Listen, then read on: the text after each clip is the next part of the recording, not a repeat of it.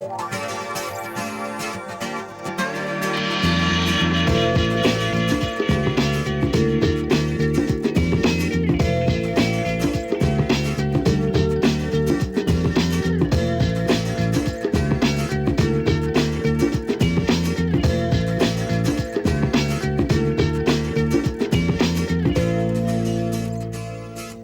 the golden era to the golden mile, this is home to 40 miles of sandy coastline.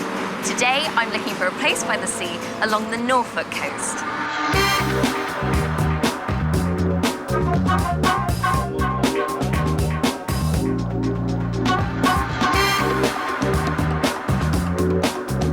Today on A Place by the Sea, I'm in Norfolk, looking for a new home for Ralph and Judy Bell, who've lived in London for the past 30 years.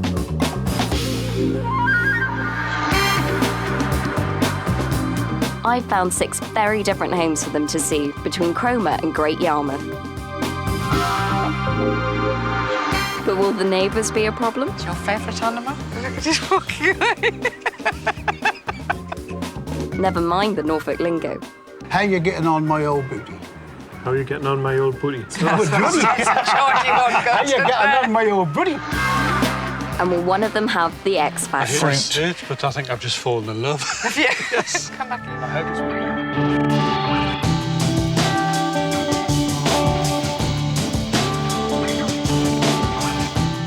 me. Norfolk's the farthest reaching county in the UK.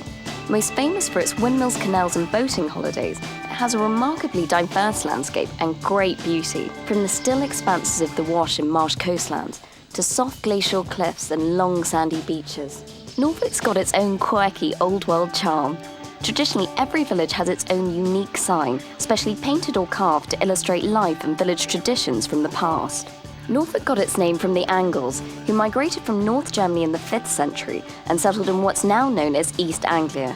Later they divided themselves into the North Folk and South Folk.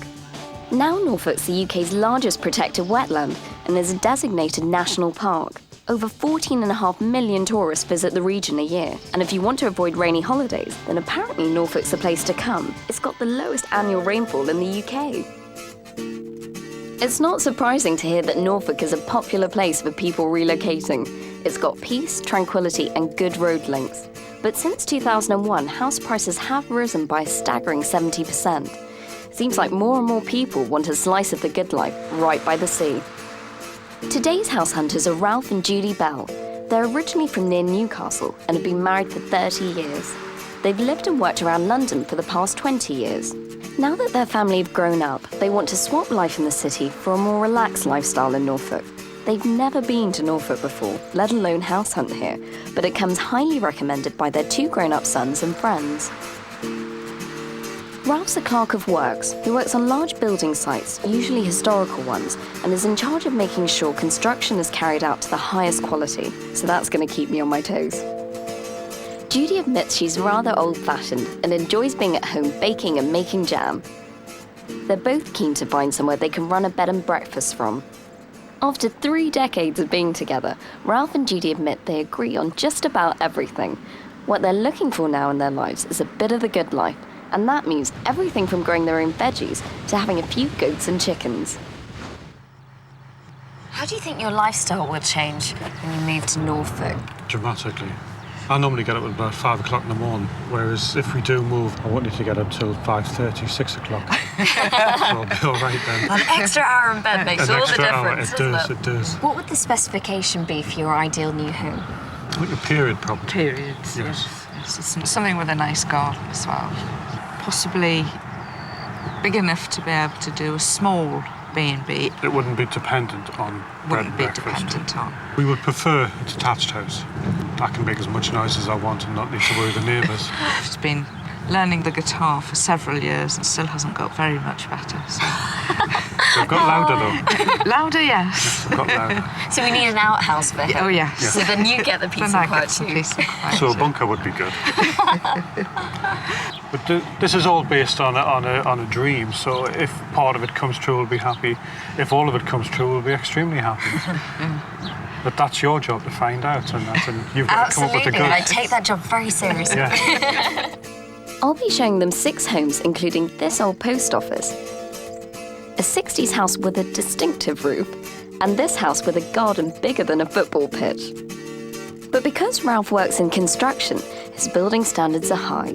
I've really got my work cut out this week.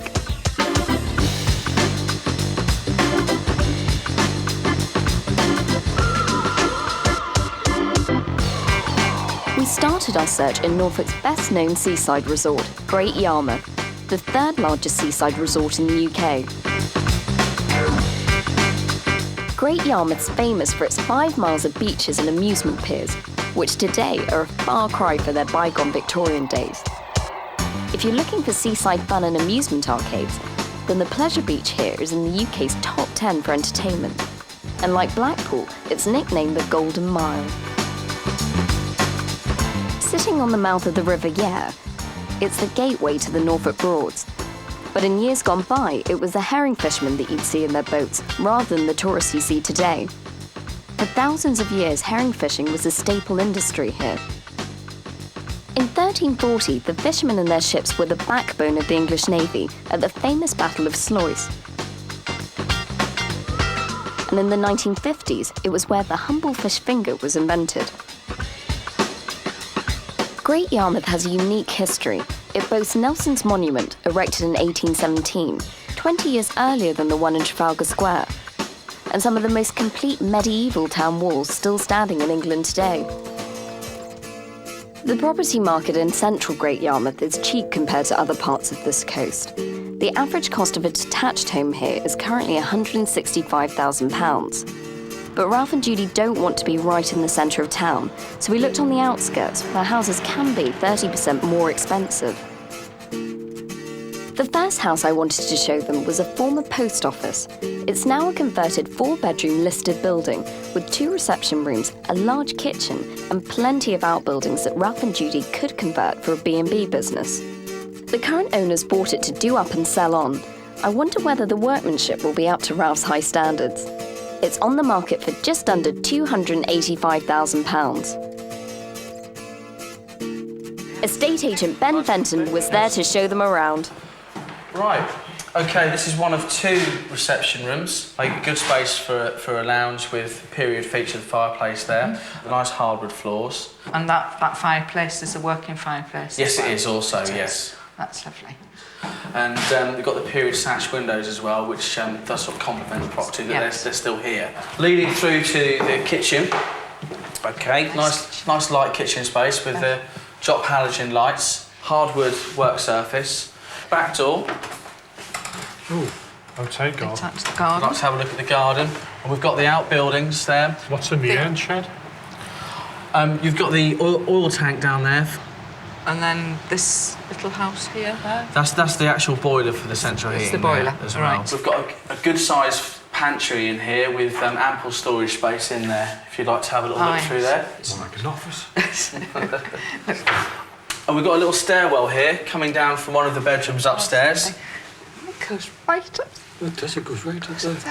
Right, if we go through to the dining room, we've got the cellar on the right-hand side here with I'll just open that cellar door up for you. A little look down there. There's probably a few bodies left down there still. Oh. All right, we'll have a little look down there in a moment. Put the mother-in-law down there. That'd be a good place, wouldn't it? Yes. This used to be the cellar as well. This used to be the post office area in here. So we've got the original shop post office and still got a feature in the little shop bell. So it makes a nice dining room space here with the kitchen adjacent to it. Although the kitchen hasn't got a huge amount of cupboard space, they have got a cellar underneath the house, and that, coupled with their huge pantry, could be ideal for storing food and wine during busy business periods. All the upstairs is fully carpeted throughout. Right, so this is one of 2 of the front master bedrooms. You've got newly fitted carpets, storage space via the cupboards there. Very similar storage space as the downstairs reception rooms. Oh, yes. That's a good So sign. that would make That would a new give us a wardrobe, space, yes. yes.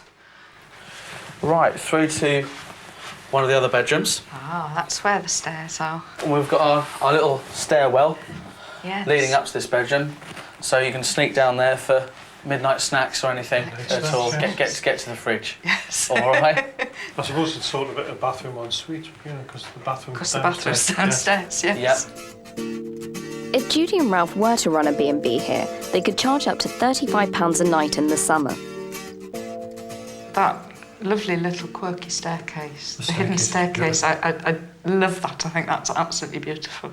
And but it I think really is nice. That would have been better left with the carpet off. When you walk across the floor upstairs on the carpet, it really feels as though you're walking across hills. So it makes you feel that what is underneath. What's underneath, yes. So Ralph's not sure about what lingers behind the woodwork in that house. Maybe the originality of the next one will impress him. It's just a short drive north up the coast. This 1960s 4-bedroom chalet bungalow is on a large corner plot and has 2 reception rooms and unique original features. It's well within budget at £255,000, and with Ralph being into construction, I thought he'd either love it or loathe it. Estate agent Charles Bycroft gave them the guided tour. That's a nice shrub. This is the kitchen, which, as you can see, is a good-sized room. You'll notice that the units are all the original ones from when it was built 40 years ago, including the bench. The bench. You must keep that. Yeah, I think that's really quaint. Yeah. We've got here behind me some... This is all original. Yeah. It's a bit like a time warp. Right, this is the dining room, which you can see is a lovely big room. Lovely big room, isn't it? Very light, Yeah. triple aspect windows. Yes.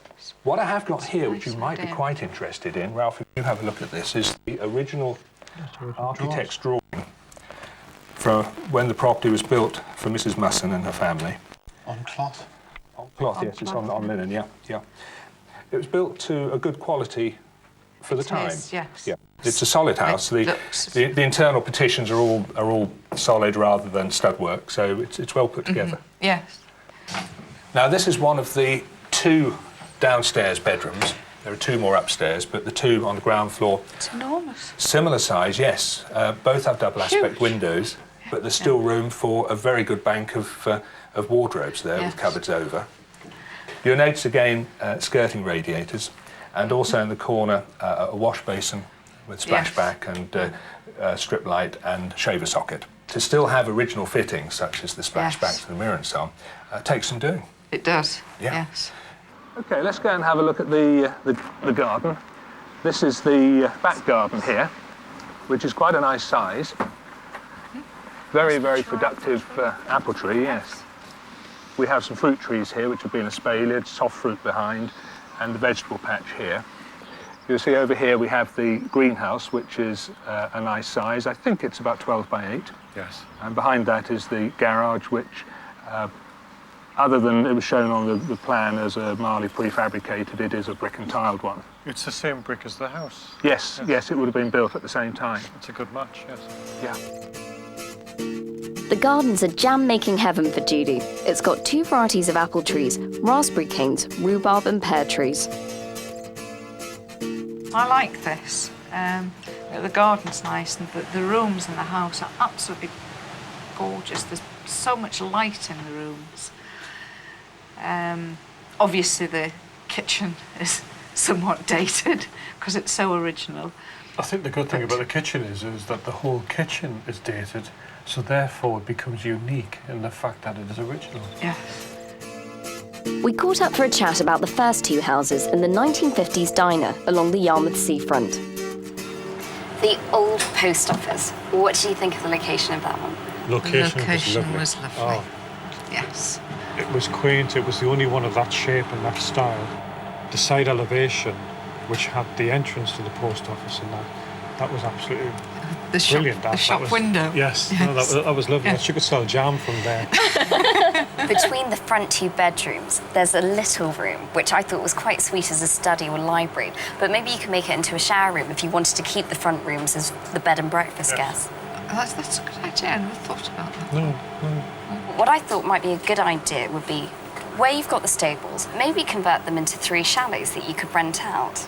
Now, you could spend £75,000 and do it up really, really nicely. It's obviously a lot of money, but once the bed and breakfast business starts going, maybe that could be a long-term project for you. What do you think? That would certainly be a consideration. In fact, that could sway things around differently. So the 1960s home, that house was absolutely in keeping with its period. How did you feel about that? I think the kitchen was absolutely fantastic. I don't think we would really change it very much. I would try and keep it as it was. I think the thing which capped the kitchen off was the clock. Because the clock was the same colour, it was the same era, everything about it. And the whole thing blended in together. Just fitted perfectly. Yeah. Yes. I think the roof tiles were the first thing that you noticed. Yes, that green roof. And they glazed the tiles so to make sure that there wouldn't be any moss build up on it, which is good to know. Mind you wouldn't see any moss that was grown on it anyway. It would all just blend in. Yes, yes. Now you've got a double garage there, which is great for you, but if you're having bed and breakfast guests, maybe you might want to build some parking bays, and you'd have space to do that to the side of the garage. Probably cost you a couple of £1,000. Is that something you might possibly do? That is a good idea, because one thing is it keeps it away from the neighbours, and the neighbours don't get upset. Yes. I think that would be good, wouldn't it? Yes. Yes. The other thing is that if people are coming to see you, you just say, look for the house with the green roof. And they'll find know you straight away. instantly. Yes. Straight away. Yes. So out of the two homes, which one do you prefer? The 60s home, definitely. I mean, Yes. You love that roof, that roof is brilliant. It's worth it just for the roof. Coming up, how about this for a front garden? And will I be able to impress Ralph? The units are livable with. You don't like them, I can see. I don't like them at all. I think they're hideous.